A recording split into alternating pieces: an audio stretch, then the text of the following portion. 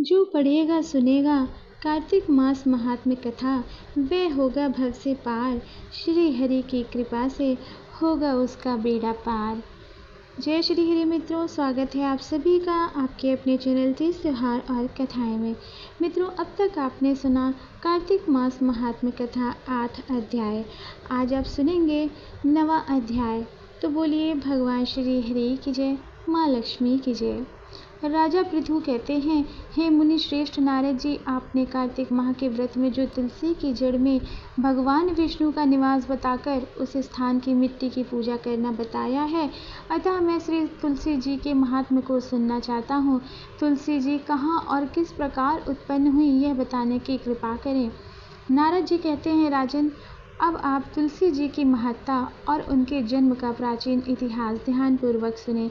एक बार देवगुरु बृहस्पति और देवराज इंद्र भगवान शंकर का दर्शन करने कैलाश पर्वत की ओर चले। तब भगवान शंकर ने अपने भक्तों की परीक्षा लेने के लिए जटाधारी दिगंबर का रूप धारण किया और उन दोनों के मार्ग में अवरोध उत्पन्न किया।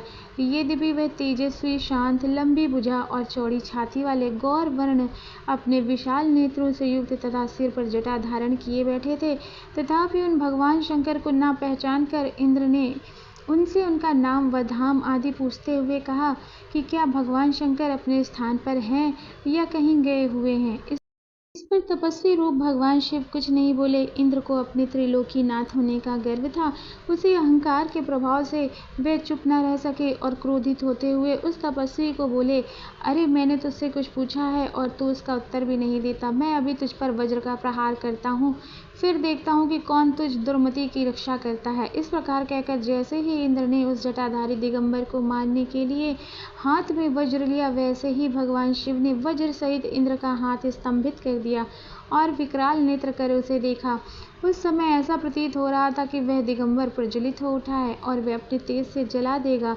भुजाएं स्तंभित होने के कारण इंद्र दुखित होने के साथ साथ अत्यंत कुपित भी हो गए, परंतु उस जटाधारी दिगंबर को प्रज्वलित देखकर बृहस्पति जी ने उन्हें भगवान शंकर जानकर प्रणाम किया और दंडवत होकर उनकी स्तुति करने लगे।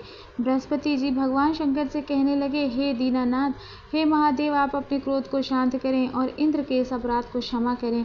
बृहस्पति के ऐसे वचन सुनकर भगवान शंकर ने गंभीर वाणी में कहा, मैं अपने नेत्रों से निकाले हुए क्रोध को किस प्रकार रोकूं। तब बृहस्पति ने कहा, भगवान, आप अपना भक्त वत्सल नाम सार्थक करते हुए अपने भक्तों पर दया करें।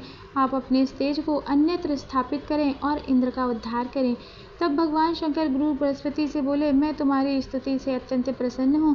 तुमने इंद्र को जीवन दान दिलवाया है। मुझे विश्वास है कि मेरे नेत्रों की यह अग्नि अब इंद्र को पीड़ित नहीं करेगी। बृहस्पति से इस प्रकार कहकर भगवान शिव ने अपने मस्तक से निकाले हुए अग्निमय तेज को अपने हाथों में ले लिया और फिर उसे क्षीर सागर में डाल दिया। उसके बाद भगवान शंकर अंतर ध्यान हो गए। इस प्रकार जिसको जो जानने की कामना थी उसे जानकर इंद्र तथा बृहस्पति अपने अपने धाम को चले गए। तो इस प्रकार आज की ये कथा समाप्त होती है। मिलते हैं अगले वीडियो में नए अध्याय के साथ। वीडियो को लाइक, शेयर और सब्सक्राइब कीजिएगा। कमेंट में हर हर महादेव, जय श्री हरि अवश्य लिखिएगा। धन्यवाद।